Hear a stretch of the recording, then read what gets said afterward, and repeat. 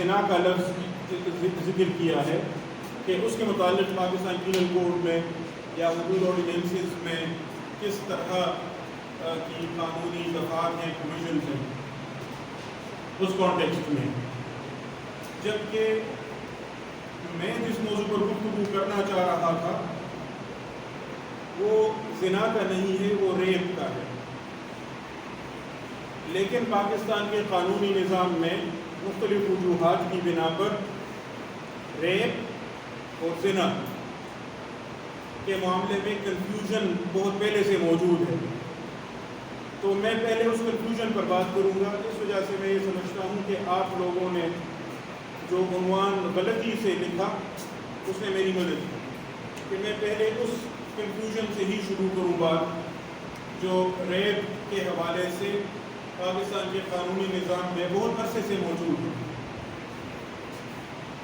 یعنی جب ہم ریپ کی بات کرتے ہیں، عصمت دری جس کو اردو میں کہا جاتا ہے یا آبرو ریزی کہا جاتا ہے،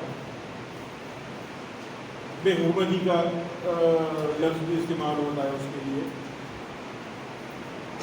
تو کیا وہ زنا ہے، زنا کی ایک قسم ہے، یا وہ تشدد، جبر،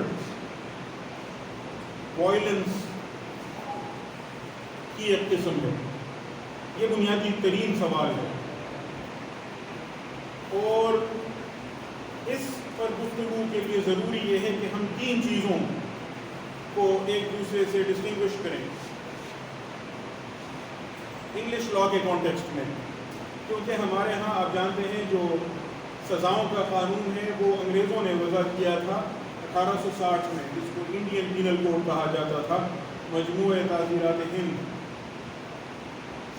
اب اسے مجموعہ تعزیرات پاکستان کہا جاتا ہے کیونکہ 1947 کے بعد ہم نے اسی قانون کو جاری رکھا ود سرٹن امینڈمنٹس، لیکن ظاہر ہم اس کو انڈین پینل کوڈ کے بجائے پاکستان پینل کوڈ کہنے لگے.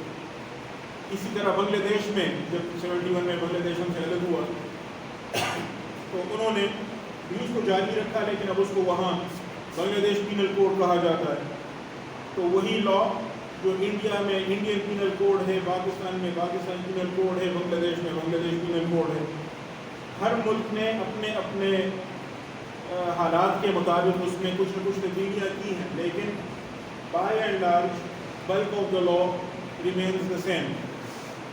ٹھیک ہے. اب جو انگریزوں نے 1860 میں یہ قانون دیا تو اس میں انہوں نے دو چیزیں ذکر کی ہیں، ریپ اور ایڈلٹری، اور ان کو دو الگ چیپٹرز میں رکھا ہے which was very significant. Adultery کو انہوں نے رکھا ہے اس چیپٹر میں جہاں ازدواجی تعلق کے خلاف جرائم ذکر کیے گئے ہیں، جبکہ ریپ کو اس سے الگ رکھا ہے جہاں تشدد کا اور مار پیٹ کا اور وائلنس کا ذکر ہوتا ہے. اب اگر ہم انگریزی قانون کے اصولوں کی روح سے دیکھیں پہلے تو ریپ میں اور ایڈلٹری میں کس طرح فرق کیا جاتا ہے. بنیادی فرق اس میں یہ کیا جاتا ہے کہ ایڈلٹری کنسنٹ پر مبنی ہوتی ہے اور ریپ میں کنسنٹ نہیں ہوتا، رضامندی نہیں ہوتی. یہ ایک فرق ہے، بنیادی فرق ہے. لیکن اس کے علاوہ بھی ایک اہم بات ہے، ایک اور ملتا جلتا فعل ہے جس کو انڈین پینل کوڈ میں یا پاکستان پینل کوڈ میں اب تو ہے لیکن پہلے وہ نہیں تھا. اس کو نام دیا گیا انگریزی میں فورنیکیشن کا. فورنیکیشن بھی باہمی رضامندی پر مرد اور عورت کے درمیان قائم ہونے والا تعلق ہوتا ہے نکاح کے بغیر. ایڈلٹری میں بھی باہمی رضامندی ہوتی ہے مرد اور عورت کے درمیان اور ان کے درمیان نکاح کا تعلق نہیں ہوتا. لیکن فرق یہ ہے ایڈلٹری میں اور فورنیکیشن میں کہ فورنیکیشن میں جو خاتون ہوتی ہے وہ کسی اور کی بھی بیوی نہیں ہوتی، کسی اور کے ساتھ نکاح میں نہیں ہوتی، جبکہ ایڈلٹری میں وہ آلریڈی کسی اور کی بیوی ہوتی ہے۔ تو ایک شادی شدہ خاتون جو نکاح کے بندھن میں الف کے ساتھ بندھی ہوئی ہے، وہ غیر قانونی تعلق، جنسی تعلق قائم کرے بے کے ساتھ، تو اس کو کہا جاتا ہے ایڈلٹری۔ فورنیکیشن میں کیا ہوتا ہے؟ باہمی رضامندی سے جنسی تعلق قائم کیا جاتا ہے نکاح کے بغیر مرد اور عورت کے درمیان، لیکن اس میں وہ عورت کسی اور کے ساتھ پہلے سے نکاح کے بندھن میں بندھی ہوئی نہیں ہوتی۔ اب انگریزوں کے اپنے نظام کے اندر یہ جو ایڈلٹری ہے یہ کرائم نہیں، بنیادی طور پر ٹارٹ ہے، اور کرائم اور ٹارٹ میں فرق آپ سمجھتے ہیں۔ کرائم اور ٹارٹ میں بنیادی طور پر فرق یہ ہے کہ ٹارٹ پرائیویٹ رائٹ کی وائلیشن ہوتی ہے، سول رانگ ہے، اور کرائم کو پبلک رائٹ کی وائلیشن سمجھا جاتا ہے، معاشرے کے حق کی خلاف ورزی ہوئی ہے۔ پھر پروسیجر میں بھی فرق ہوتا ہے، پھر اینڈ ریزلٹ میں فرق یہ ہوتا ہے کہ ٹارٹ اگر آپ ثابت کریں تو جس بندے نے وہ ٹارٹ کمٹ کیا ہے، وہ سول رانگ، وہ پرائیویٹ رانگ کمٹ کیا ہے، وہ اس ایگریوڈ پارٹی کو ڈیمیجز پے کرتا ہے، ہرجانہ پے کرتا ہے، تلافی کے لیے زرعی تلافی، کمپنسیشن پے کرتا ہے۔ کرائم اگر آپ ثابت کریں تو اس اوفینڈر کو، اس کانوکٹ کو سزا دی جاتی ہے، یہاں پنشمنٹ ہوتی ہے، وہاں ڈیمیجز ہوتے ہیں، یہاں پبلک رائٹ ہے، وہاں پرائیویٹ رائٹ۔ اس کا مطلب یہ ہوا کہ انگریزوں کے نظام کے اندر جو ایڈلٹری ہے یہ شوہر کے حق پر حملہ تھا، شوہر کے پرائیویٹ رائٹ پر۔ اس وجہ سے صرف اس شوہر کو جس کی بیوی نے کسی اور کے ساتھ تعلق قائم کیا، صرف اسی کو یہ حق تھا کہ وہ جا کر سول سوٹ فائل کرے ٹارٹ اگینسٹ میریٹل رائٹس کے ٹائٹل کے تحت، اور ثابت کریں اور پھر ڈیمیجز کلیم کریں۔ جبکہ ریپ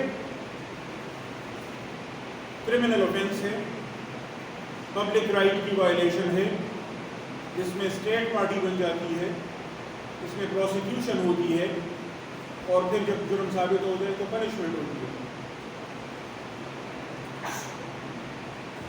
اب سوال اگر اس طرح کیا جائے کہ ریپ میں اور ایڈلٹری میں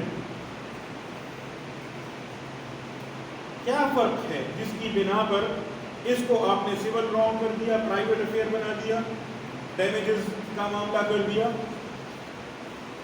اور وہ شوہر نہ آنا چاہے تو کسی اور کو آپ نے حق نہیں دیا اس معاملے کو اٹھانے کا۔ اور اس میں ریپ میں کوئی بھی شخص کمپلینٹ کر سکتا ہے، اور پولیس بھی ایف آئی آر کر سکتی ہے، اور بندے کو گرفتار کر سکتی ہے، اور پھر سزا دے سکتی ہے عدالت کے ذریعے۔ فرق کیا ہے؟ تو وہ کنسنٹ ہے، ادھر کنسنٹ ہے، ادھر کنسنٹ نہیں ہے۔ تو کنسنٹ کے نہ ہونے کی وجہ سے یہ کرائم بن گیا، وہاں کنسنٹ ہے تو کرائم نہیں بنا، لیکن وہ خاتون آلریڈی کسی اور کے ساتھ کانٹریکٹ آف میرج کر چکی تھی۔ By virtue of that contract of marriage اس نے مان لیا تھا کہ اس پر اس کے شوہر کا ایکسکلوسیو رائٹ ہے، تو اس نے گویا اس ریلیشن شپ کو وائلیٹ کیا ہے، اس انڈرسٹینڈنگ کو وائلیٹ کیا ہے۔ تو اس بنا پر یہ ایک پرائیویٹ معاملہ ہوا، کرائم کا نہیں ہوا۔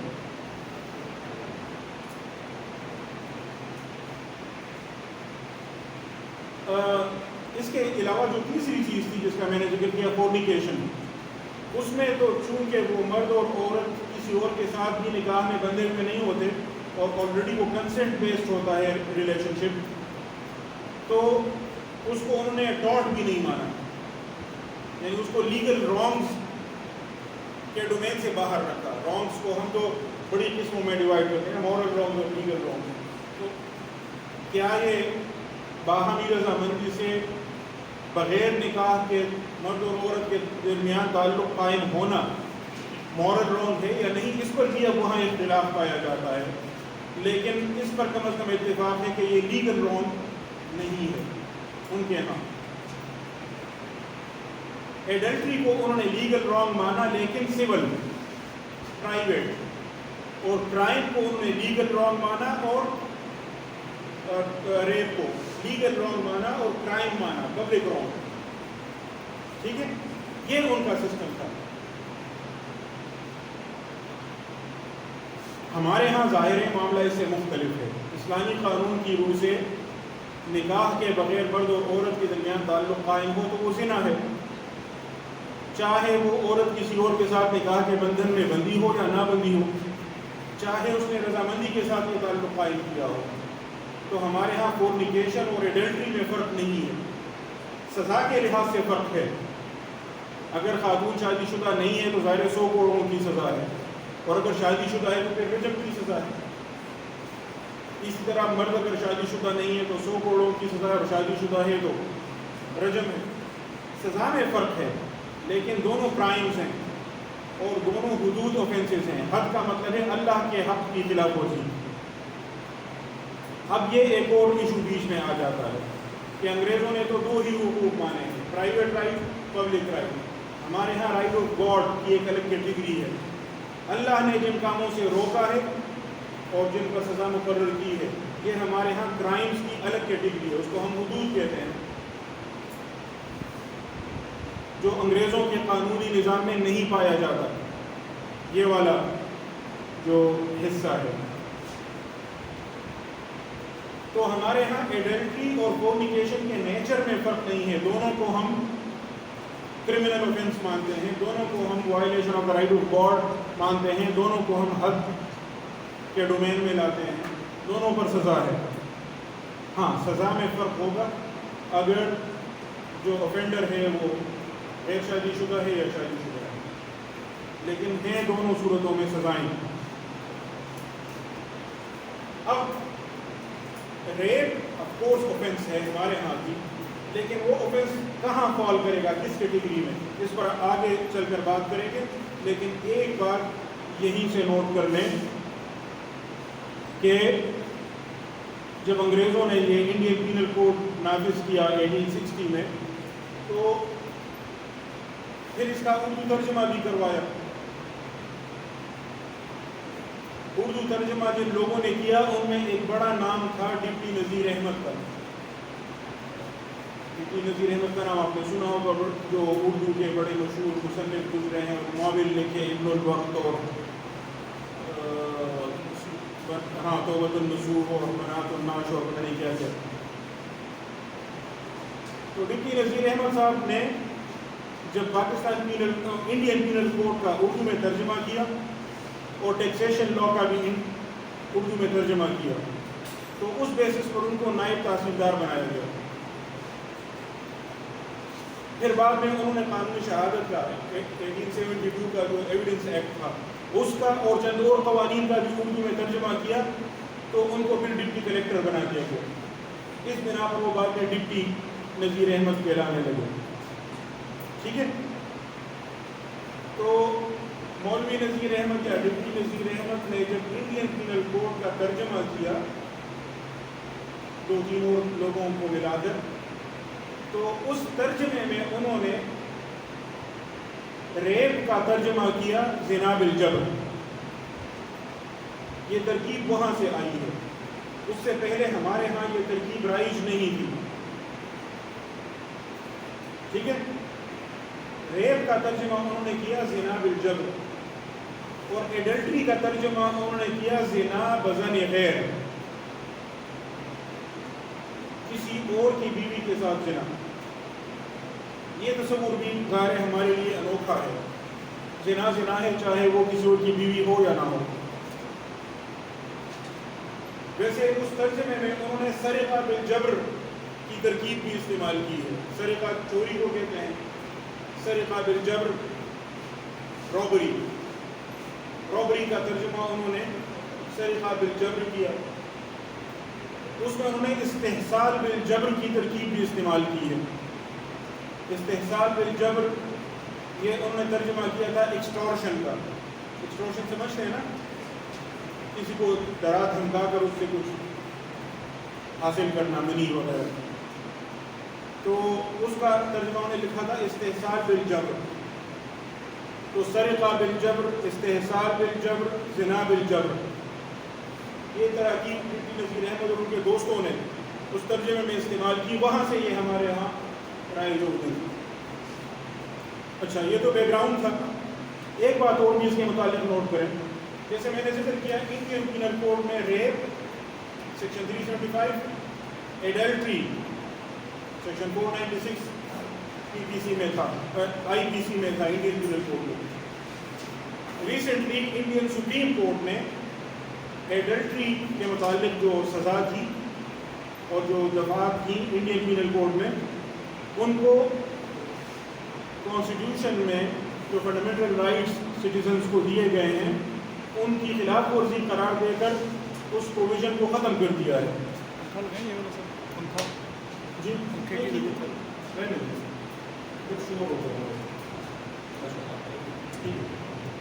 انڈین سپریم کورٹ نے ایڈلٹری کی پروویژنز کو انکانسٹیٹیوشنل ڈکلیئر کر کے ختم کروا دیا ہے. گویا یہ قرار دیا ہے کہ کسی خاتون نے کسی مرد کے ساتھ نکاح کا یا شادی کا تعلق قائم کر لیا ہے تو اس کا اپنے جسم پر اپنی حکمرانی سے دستبردار ہو گئی ہے. تو اس وجہ سے اگر وہ اپنی رضامندی سے شوہر کے سوا کسی اور کے ساتھ تعلق قائم کرتی ہے تو اس کو کرمنل آفینس نہیں کہا جا سکتا. یہ انڈین سپریم کورٹ کا فیصلہ ہے. تو اب انڈیا میں ایڈلٹری کی پروویژن بھی نہیں پائی جاتی. بنگلہ دیش میں ابھی پائی جاتی ہیں. پاکستان میں کیا پوزیشن ہے میں بتاتا ہوں. تو انگریزوں نے فورنیکیشن کو نہیں رکھا اس میں، انڈین سپریم کورٹ نے اب ایڈلٹری کو بھی ہٹا دیا. اب وہاں صرف ریپ کی پروویژن رہتی ہے. اب آئیے حدود آرڈیننسز کی طرف. 1979 جنرل ضیاء الحق کے دور میں کاؤنسل آف اسلامک آئیڈیالوجی نے چند قوانین کا مسودہ تیار کیا اور پھر جنرل ضیاء الحق جو اس وقت صدر کے عہدے پر بھی انہوں نے خود کو فائز کیا ہوا تھا تو انہوں نے ان کو آرڈیننسز کی صورت میں نافذ کیا. ان میں ایک آرڈیننس زنا کے جرم سے متعلق تھا، ایک قذف کے جرم سے متعلق. قذف زنا کے الزام کو کہتے ہیں. ایک آفینسز اگینسٹ پراپرٹی جس میں چوری اور ڈاکے وغیرہ کی سزائیں مقرر کی گئی، اور ایک شراب نوشی کے بارے میں آرڈر، اس کو پروہیبیشن آرڈر کہتے ہیں. یہ 3 آرڈیننسز اور وہ ایک آرڈر. انہوں نے یہ کیا حدود آرڈیننسز کے ذریعے کہ ریپ، ایڈلٹری، فورنیکیشن تینوں کو زنا کے امبریلا کے تحت وہ لے آئے. ریپ، ایڈلٹری، فورنیکیشن تینوں کو وہ لے آئے زنا کے امبریلا کے اندر. اب ایڈلٹری اور فورنیکیشن کو آپ زنا کے تحت لے آئیں تو مجھے کوئی اعتراض نہیں ہوگا، بلکہ میں کہوں گا یہ درست ہے. لیکن ریپ کو بھی وہاں لے آئے تو اس سے مسائل پیدا ہوئے. وہ مسائل میں بھی ذکر کروں گا کہ جب ریپ کو بھی آپ نے زنا کی قسم قرار دیا تو اس سے مسائل پیدا ہوئے. ایک تو یہ حدود آرڈیننسز کے اسکیم میں میرے نزدیک بڑی غلطی تھی. دوسری بڑی غلطی اس میں یہ ہوئی کہ زنا کو بھی اور زنا بالجبر، ریپ کو انہوں نے زنا بالجبر کا نام دیا، وہی ترکیب جو ڈپٹی نذیر احمد نے استعمال کی تھی. تو زنا بالجبر کو بھی اور زنا کو بھی انہوں نے 2 قسموں میں ڈیوائڈ کیا، لائبل ٹو حد اور لائبل ٹو تعزیر. کہا کہ اگر 4 گواہ آ جاتے ہیں کسی بندے کے خلاف کہ اس نے زنا کیا ہے یا وہ خود اقرار کرے تو اس صورت میں اس کو ہم حد کی سزا دیں گے. شادی شدہ ہے تو رجم، غیر شادی شدہ ہے تو 100 کوڑے.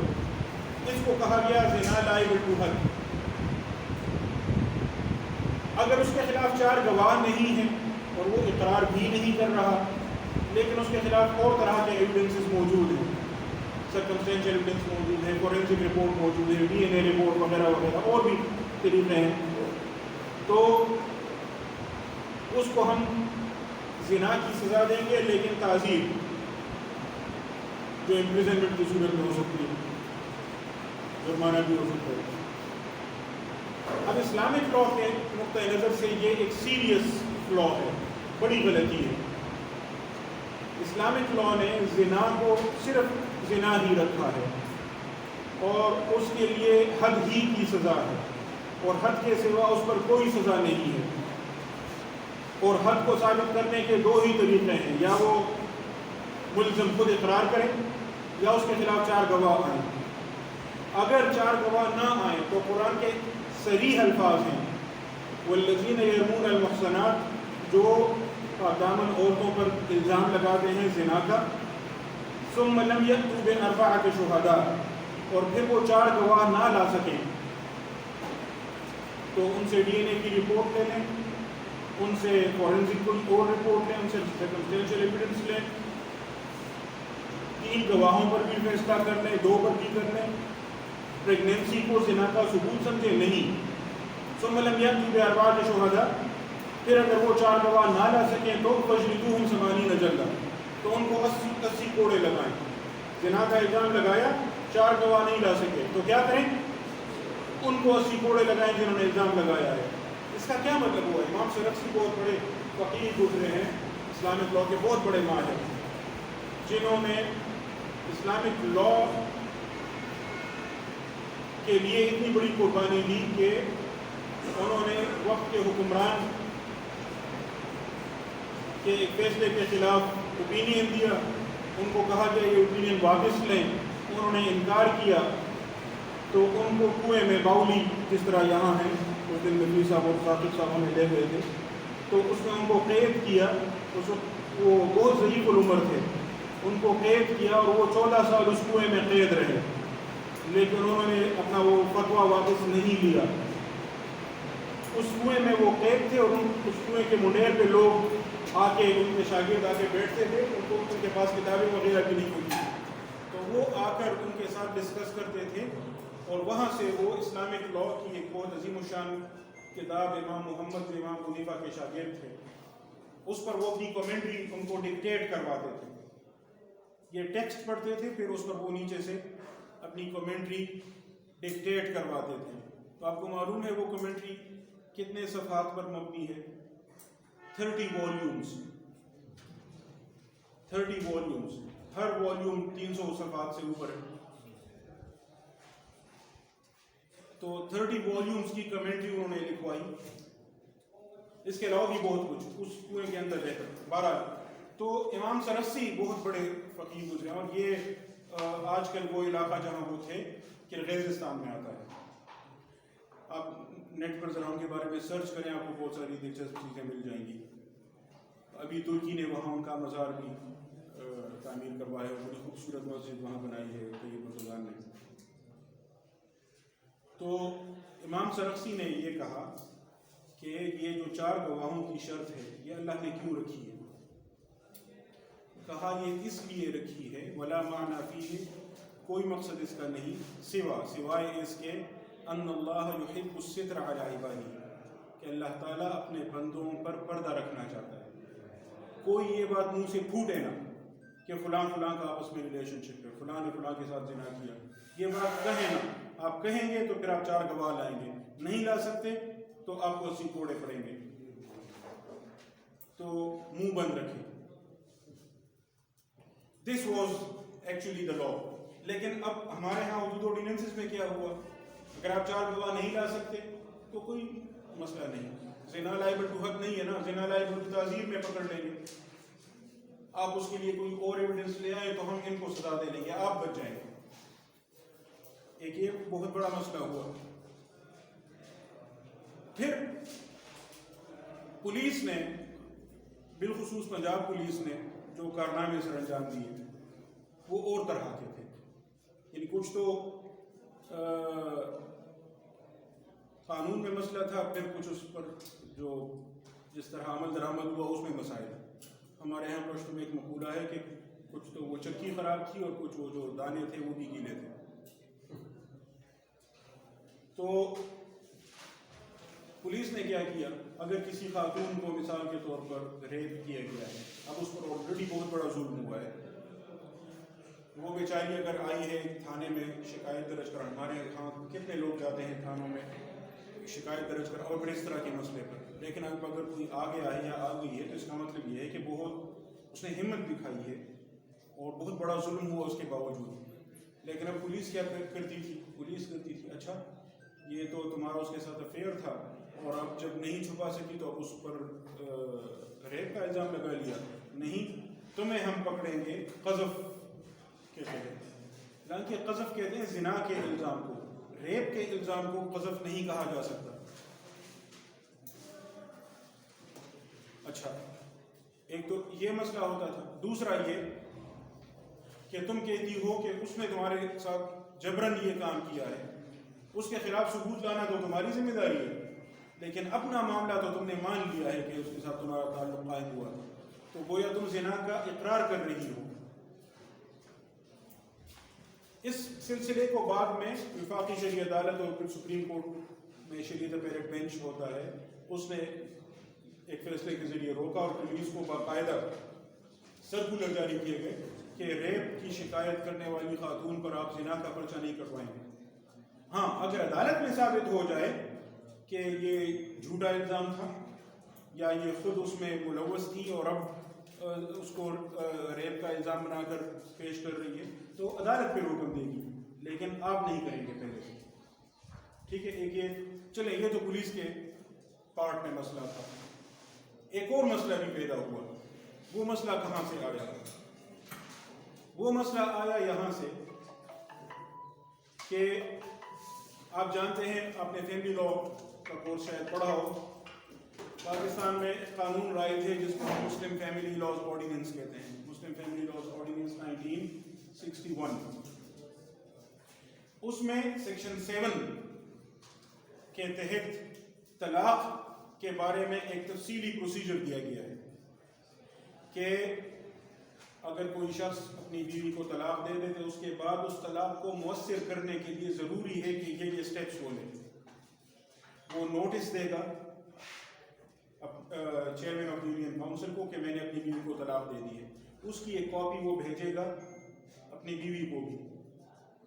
پھر 30 دن کے اندر یونین کاؤنسل کا جو چیئرمین ہوگا وہ ایک آربیٹریشن کاؤنسل بنائے گا ان کے درمیان صلح صفائی کے لیے.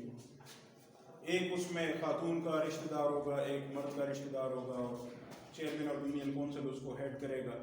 وہ ان کے درمیان اگر معاملہ نہیں سلجھ سکا اور 90 دن گزر جائیں چیئرمین کو نوٹس موصول ہونے کے بعد, تو اس کے بعد طلاق مؤثر ہو جائے گی. یہ سیکشن 7 میں کہا گیا. اب ایک بڑا مشہور کیس گزرا ہے اور میں چاہوں گا کہ اس پر بھی کسی وقت ہم گفتگو کریں, فیملی لا کے بعض ایشوز کے کانٹیکسٹ میں. اس کا ٹائٹل ہے علی نواز گردیزی ورسز کرنل محمد یوسف. وہ ایک تفصیلی کیس ہے اور بہت دلچسپ کیس ہے اور بہت اہم کیس ہے, اس پر کسی اور کو گفتگو کریں گے. لیکن خلاصہ اس کا نتیجہ یہ نکلا آخر میں کہ سپریم کورٹ نے اس کیس میں یہ قرار دیا تھا کہ اگر کوئی شخص اپنی بیوی کو طلاق دے دے لیکن اس کے بعد نوٹس نہ بھیجے اور یہ ساری کارروائی جو سیکشن 7 میں مذکور ہے اس پر عمل درآمد نہ کرے, تو قانون یہ سمجھے گا کہ اس نے اپنی طلاق واپس لے لی ہے. نہ صرف یہ بلکہ قانون کی نظر میں وہ بدستور میاں بیوی رہیں گے. یہ سپریم کورٹ نے کہا علی نواز گردیزی کیس میں 1963 PLT میں آپ کو مل جائے گا 1963. اچھا اب اس وقت تو اس سے کوئی خاص مسئلہ عمل لوگوں کو پیش نہیں. آپ جانتے ہیں اب بھی پاکستان میں کتنے لوگ ہیں جو نکاح کو رجسٹر کرتے ہیں. ہاں کسی کو انگلینڈ جانا پڑے یا کہیں اور تو وہ الگ بات ہے, یا میڈیکل الاؤنس یونیورسٹی سے گریب کرنا چاہے یا کچھ اور, ورنہ ادروائز کون ہوتے ہیں نکاح رجسٹر کرنے والے, کتنے ہوتے ہیں. چلیں نکاح کی رجسٹریشن تو پھر بھی, لیکن طلاق کے بعد نوٹسز کون دیتا ہے.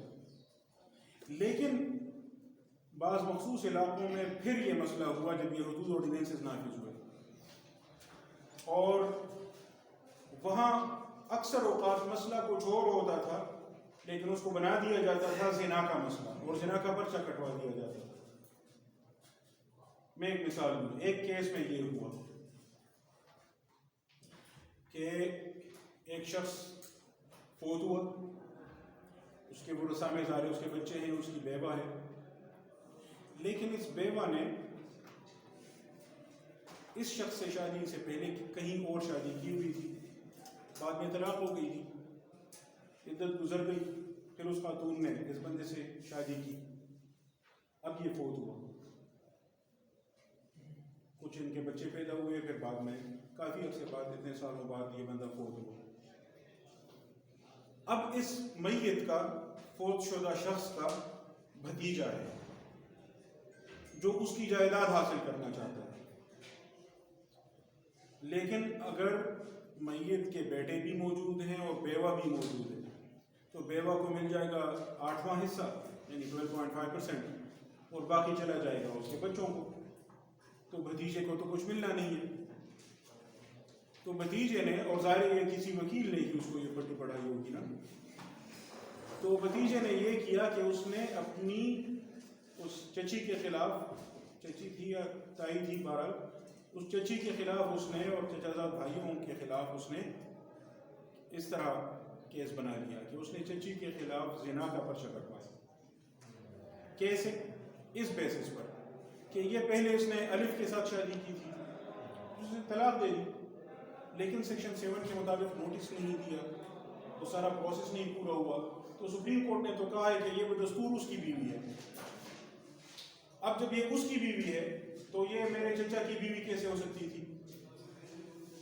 تو گویا یہ زنا کر رہے تھے, اور یہ جو بچے ہیں یہ زنا کی پروڈکٹ ہیں, تو یہ جائیداد سے محروم ہو جائیں گے. یہ اصل ایشو تھا. اس طرح سابقہ بیویوں کے خلاف کئی بغیرت سابقہ شوہروں نے پرچے کٹوانے شروع کیے زنا کے. اس سلسلے کو بھی کوئی 10 سال اس میں لگے. سپریم کورٹ شریعت اپیلیٹ بینچ نے ایک فیصلے کے ذریعے روکا اور کہا کہ نہیں, اگر اسلامی قانون کی روح سے طلاق ہو گئی تھی,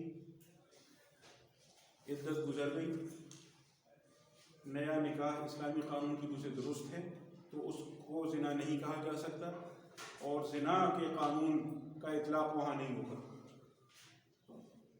علی نواز گردیزی کیس میں جو ڈیسائیڈ ہوا تھا وہ یہاں نہیں اپلائی ہوگا.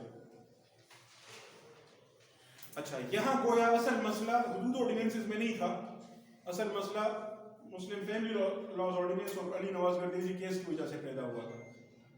لیکن یہاں بھی ظاہر کرٹیسزم ساری ہونے لگی حدود آرڈیننسز پر, کیونکہ پرچہ تو حدود آرڈیننسز کے تحت کٹوایا جاتا تھا. سمجھ میں آ گئی یہ بات؟ اچھا,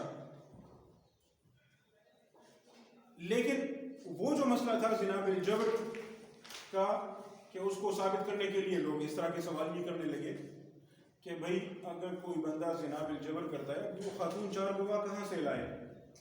یہ سوال صحیح ہے, لیکن یہ قانون میں مسئلہ نہیں تھا, کیونکہ قانون نے اس خاتون سے 4 گواہ نہیں طلب کیے تھے. قانون نے تو یہ کہا تھا کہ اگر وہ 4 گواہ لا سکے تو اس بندے کو ہم حد کی سزا دیں گے, اگر شادی شدہ ہے تو رجم, اور اگر غیر شادی شدہ ہے تو 100 کوڑے دیں گے, اور اس کے علاوہ تعزیر کی سزا بھی دیں گے, اور وہ تعزیر سزائے موت کی صورت میں بھی ہو سکتی ہے. اگر خاتون 4 گواہ نہ لا سکے تب بھی اس کا جرم دیگر شواہد کی بنا پر ثابت کیا جا سکتا تھا, لیکن اس کو کہا جاتا تھا زنا بالجبر لائبل ٹو تعزیر. ٹھیک ہے, تو گویا مسئلہ قانون میں نہیں تھا, لیکن اس کی اپلیکیشن میں تھا, جس طرح اس کو انٹرپریٹ کیا گیا اور جس طرح اس کو انفورس کیا گیا. یہ مسائل جاری رہے. بیچ میں فیڈرل شریعت کورٹ کا ایک فیصلہ بھی آیا 1989 میں, 1989 میں, Rashida Patel versus federation of Pakistan, جس میں شریعت کورٹ نے یہ کہا کہ یہ جو زنا بالجبر ہے یہ زنا کی قسم نہیں بلکہ یہ ہرابہ کی قسم ہے. ہرابہ آپ سمجھتے ہیں آرمڈ رابری,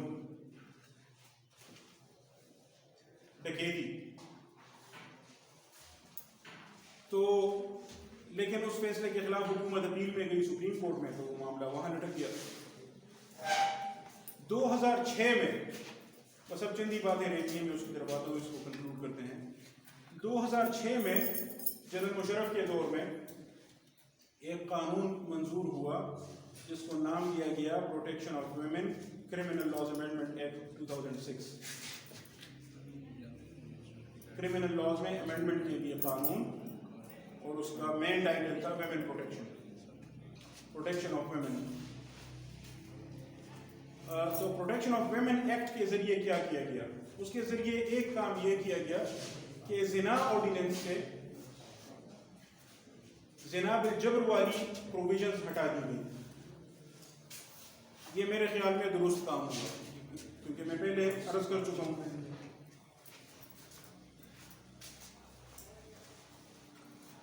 اور پی پی سی میں، پاکستان پینل کوڈ میں سیکشن 375 جو ریپ کے بارے میں تھا اور 376 میں اس کے بارے میں سزا تھی، ان دونوں سیکشنز کو ریوائیو کیا گیا، دوبارہ پی پی سی میں رکھا گیا۔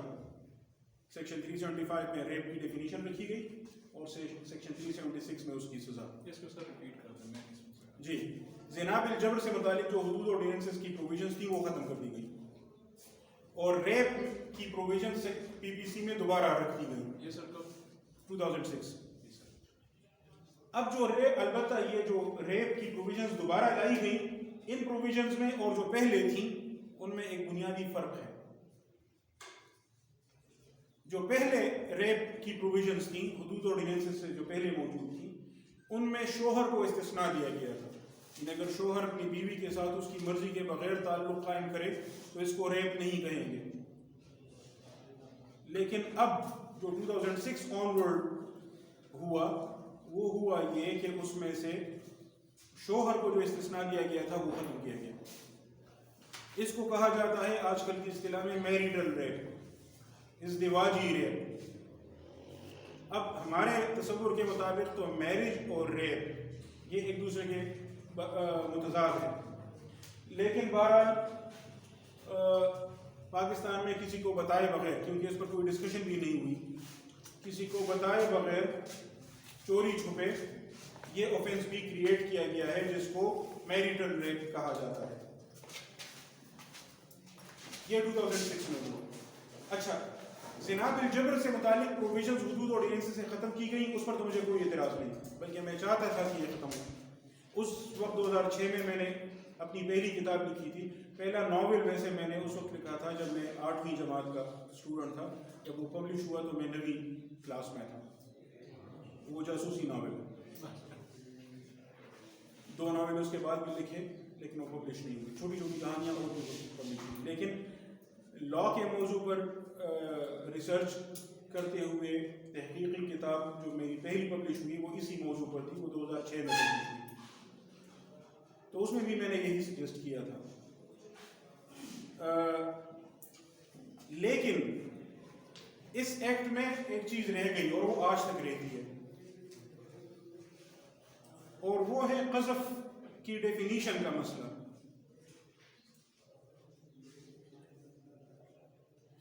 اب اس میں کیا مسئلہ ہے؟ اس میں مسئلہ یہ ہے کہ میں نے شروع میں آپ کے سامنے ذکر کیا کہ اگر کوئی بندہ کسی پر زنا کا الزام لگائے تو 4 گواہ لائیں گے، نہیں لا سکا تو اس کو ہم سزا دیں گے 80 کو۔ اس میں کوئی بچنے کا راستہ نہیں ہے۔ آپ جانتے ہیں کرائم کے بنیادی ایلیمنٹس ہوتے ہیں 2، مینس ریا اور ایکٹسٹیس، یعنی قصد مجرمانہ اور فعل مجرمانہ، اور ایک تیسری چیز بھی آپ ایڈ کر سکتے ہیں ان دونوں کے درمیان کازل لنک، رابطہ سببیہ، کہ یہ ایکٹ اس اسٹیٹ آف مائنڈ کے تحت کمٹ کیا گیا ہے، ان دونوں کو آپس میں لنک کریں گے۔ لیکن کچھ اوفینسز ایسے ہیں جن کو ہم کہتے ہیں strict liability offences. Strict liability offences کا مطلب یہ ہوتا ہے کہ ان اوفینسز میں مینس ریا از ارریلیونٹ، نیت ارریلیونٹ ہے، قصد ارریلیونٹ ہے، آپ کا ارادہ تھا یا نہیں تھا، غلطی سے ہوا، جیسے غلطی سے کوئی بندہ قتل ہوا، قتل خطا، تو دیت تو دینی ہوگی، قصاص کی سزا نہیں ہوگی، لیکن دیت تو دینی ہوگی. تو دیت کیا ہے؟ اسٹرکٹ لائبلٹی کا معاملہ ہے. ٹھیک ہے، وہ غلطی سے ہوا. آپ سو رہے تھے اور آپ نے کروٹ بدلی اور آپ کا وزن بہت زیادہ تھا، مجھ سے بھی زیادہ تھا، بندے کا دم گھٹ گیا، تو تب بھی آپ ذمہ دار ہوں گے، تب بھی آپ ذمہ دار ہوں گے. ٹھیک ہے، اس کو کہتے ہیں اسٹرکٹ لائبلٹی. جہاں مینز لیا از irrelevant. اب اسلامک لا میں قذف از اے اسٹرکٹ لائبلٹی آفینس. زنا کا الزام لگایا، نیت کا نہیں پوچھیں، آپ نے بڑی نیک نیتی کے ساتھ الزام لگایا. پبلک گڈ کے لیے، جیسے اخبارات میں سرخیاں جم جاتی ہیں اور چھاپ دیتے ہیں لوگ فلاں فلاں کے ساتھ رنگریلیاں مناتے ہوئے پکڑا گیا، یہ ہوا وہ ہوا. سوشل میڈیا نے تو اور بھی گند پھیلا دیا ہے. اور کیا کہتے ہیں، یہ ہم آپ تک خبر پہنچا رہے ہیں. یا پولیس کا جیسے میں نے ذکر کیا FIR کٹوا دی، بعد میں عدالت میں ثابت ہو تو میاں بیوی تھے، لیکن اس وقت ان کے پاس نکاح نامہ نہیں تھا. وہی نہ ہو، لیکن آپ نے FIR زنا کا کٹوایا. ان کی جو بے عزتی ہونی تھی اور جو بدنامی ہونی تھی وہ ہو گئی، بعد میں جو بھی ہوا. لیکن پولیس بچ جاتی کیونکہ وہ پبلک گڈ اور گڈ فیتھ کا سہارا لے لیتی. مسئلہ یہ تھا کہ پبلک گڈ اور گڈ فیتھ کی جو ایکسیپشنز ہیں، یہ سیکشن 499 PPC آپ دیکھ لیں، ڈیفیمیشن کی جو ڈیفینیشن ہے. ڈیفیمیشن اظہار حیثیت عرفی، کسی پر آپ نے الزام لگایا اس کی شہرت کو نقصان پہنچانے کے لیے. تو اس سے جو ایکسیپشن ذکر کی گئی ہے ان میں گڈ فیتھ کی ایکسیپشن بھی ہے. آپ نے نیک نیتی کے ساتھ ایک بات کی تھی، بات آپ نے نیک نیتی سے کی تھی، لیکن اس کے نتیجے میں وہ بدنام ہو، تو نیک نیتی کا عذر آپ کو بچا سکتا ہے. پبلک گڈ، آپ نے مفاد عامہ میں بات کی تو پولیس بھی اس کا سہارا لیتی، اخبارات بھی اس کا سہارا لیتے. اس وجہ سے وہی جو ڈیفیمیشن کی تھی وہی اٹھا کر یہاں قذف میں رکھ دی گئی. حالانکہ قذف کے لیے good faith is no exception, public good is no exception. ٹھیک ہے، تو نتیجہ یہ ہوا کہ پولیس بھی بچ جاتی، اخبارات والے بھی بچ جاتے اور لوگوں کی عزت کا جنازہ نکل جاتا. اگر قذف کا لا ایفیکٹو ہوتا تو زنا کے لا کو ایبیوز نہ کیا جا سکتا، بہت بڑی حد تک اس ایبیوز کو روک لیا جاتا. اب بھی اگر یہ دو ایکسیپشنز آپ ہٹا دیں تو زنا کے لا کو مس یوز کرنا بہت حد تک روک سکتے ہیں. ہم مشکل ہو جائے گا اس کو مس یوز کرنا. لیکن ویمن پروٹیکشن ایکٹ کے وقت بھی ان دفعات کو نہیں چھیڑا گیا، تو یہ ایکسیپشنز اب بھی موجود ہیں. اچھا، 2012 میں نے ایک آرٹیکل پبلش کیا ہے، وہ میں آپ لوگوں کے ساتھ شیئر بھی کر لوں گا، ریپ کے ایشو پر. اس میں نے کچھ سجیشنز دی ہیں. ایک سجیشن یہ تھی کہ یہ جو قذف سے آپ نے ایکسیپشنز رکھی ہیں گڈ فیتھ کی اور پبلک گڈ کی، ان کو ریموو کر دیں تو لوگ پھر منہ سے یہ بات نہیں نکال سکیں گے، کیونکہ جیسے ہی نکالیں گے یہ بات تو پھر ان کو 80 کوڑے پڑیں گے. نہ صرف 80 کوڑے پڑیں گے بلکہ اس میں یہ بھی ہے کہ پھر وہ عدالت میں کسی طرح بھی گواہی دینے کے لیے نااہل ہو جائیں گے. عدالت میں گواہی دینے کے لیے بھی نااہل ہو جائیں گے، MPA MLA بھی نہیں بن سکیں گے. سرکاری ملازمت کا بھی مسئلہ پیدا ہو سکتا ہے. تو ایک تو یہ ایکسیپشنز ہٹا دیں. دوسرا میں نے اس میں یہ سجیسٹ کیا تھا کہ یہ جو زنا لائبل ٹو تعزیر ہے اس کو ہٹا دیں. یہ میں نے اپنی بک میں 2006 والی بک میں سجیسٹ کیا تھا. زنا لائبل ٹو تعزیر نہیں، زنا از لائبل ٹو حد، اور اس کو ثابت کرنے کا یہی طریقہ ہے. لیکن انہوں نے جب جنرل مشرف کے دور میں وہ پروویژنز تو ختم کی حدود آرڈیننس سے، لیکن PPC میں فورنیکیشن کا آفینس کریٹ کیا اور اس کی ڈیفینیشن وہی ہے جو زنا کی ہے. بألفاظ دیگر کیا کیا انہوں نے؟ زنا لائبل ٹو تعزیر کو یہاں سے اٹھا کر یہاں رکھ دیا اور اس کا نام چینج کر کے اس کو فورنیکیشن کا نام دے دیا. تو بھائی اس کو ہٹانا تھا، اس کو وہاں رکھنے کی کیا ضرورت تھی؟ تعزیر زنا کے معاملے میں نہیں ہو سکتی. ہاں یہ ہو سکتا ہے کہ دو بندوں کے درمیان غیر اخلاقی تعلق ہو لیکن وہ زنا کی ڈیفینیشن پر پورا نہ اترے تو اس کو آپ تعزیری اوفینس کہہ سکتے ہیں. لیکن اگر آپ زنا کا الزام لگا رہے ہیں تو پھر ثابت کرنا ہوگا 4 گواہوں کے ذریعے، ورنہ وہ بچ جائیں گے اور آپ کو 80 کوڑے پڑیں گے. تو زنا لائبل ٹو تعزیر is not there. in Islamic law.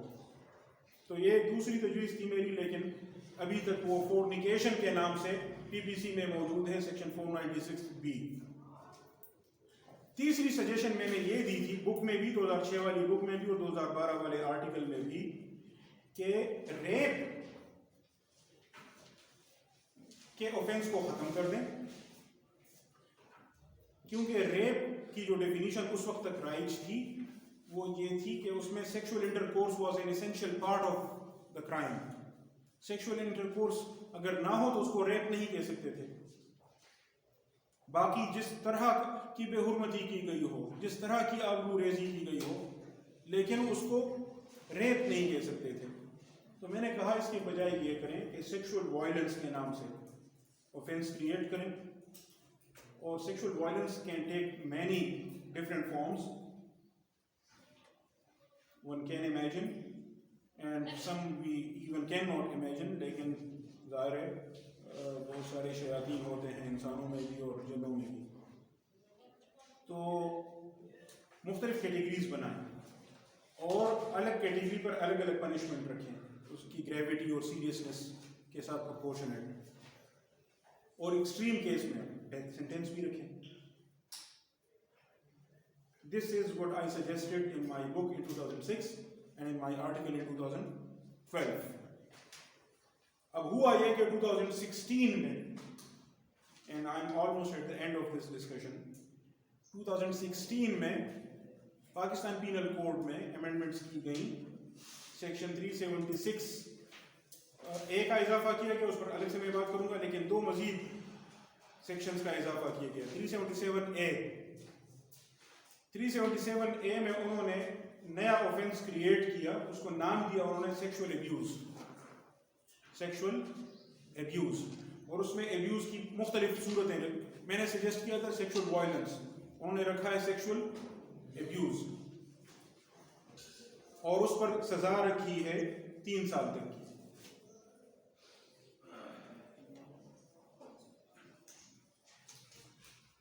پھر 377B کا بھی اضافہ کیا گیا اور وہاں سے 7 سال تک کی سزا رکھی گئی ہے. ایک چیز جس کا میں نے اپنے آرٹیکل میں نہیں ذکر کیا تھا لیکن وہ انہوں نے شامل کیا ہے، وہ اچھی بات ہے، وہ ہے سیکشن 376A، وکٹم کی آئیڈینٹی ڈسکلوز کرنا. دس is a crime now. Victim کی آئیڈینٹی ڈسکلوز کرنا کرائم ہے. نہ اخبار والے، نہ ٹی وی والے، نہ اس کے آس پاس کے لوگ، آپ نے دیکھا ہوگا پچھلے کچھ عرصے سے اس پر عمل ہو رہا ہے، کہیں نہیں بھی ہوتا لیکن جنرلی ہوتا ہے. وکٹم کا نام نہیں بتاتے، یا کوئی ایسی بات جس سے اس کی شناخت ہو جائے، عوام میں پھیل جائے، اس کو روکا جاتا ہے. اس میں کچھ ایکسیپشنز ہیں جہاں وکٹم خود کہنا چاہے یا عدالت اس کی ڈائریکشن دے، یا کچھ اور چیزیں ہیں جو ہم مینشن ہیں. ادروائز اس کی شناخت ڈسکلوز کرنا یہ اب جرم ہے.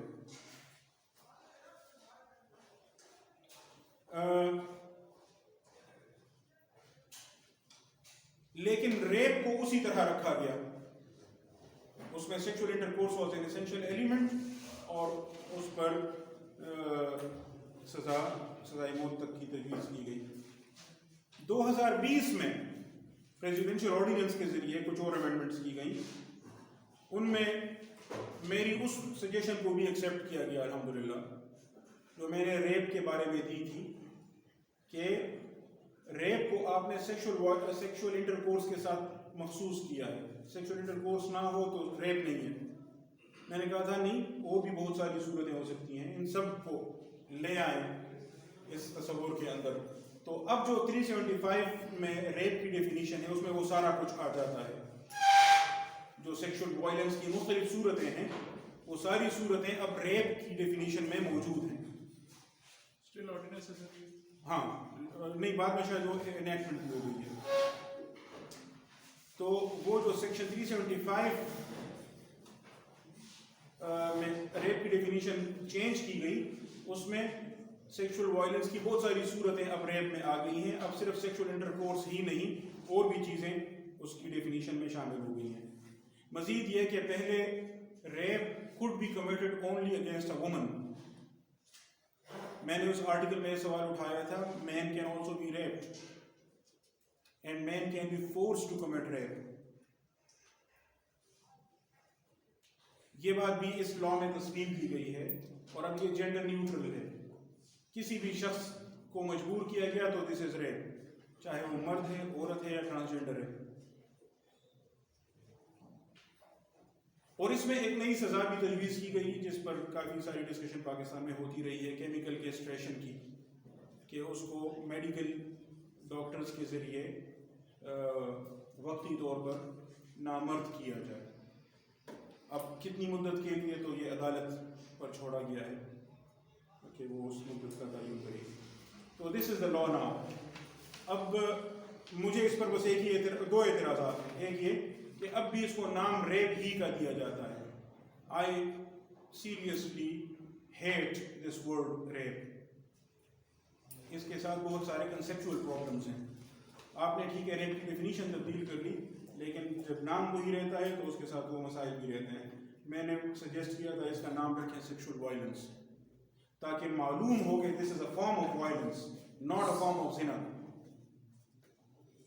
اس کو اس کی جو مدر کیٹیگری ہے اس کے ساتھ رکھیں. دوسرا یہ کہ جو قذف وغیرہ کی ایکسیپشنز ہیں وہ اسی طرح رہتی ہیں.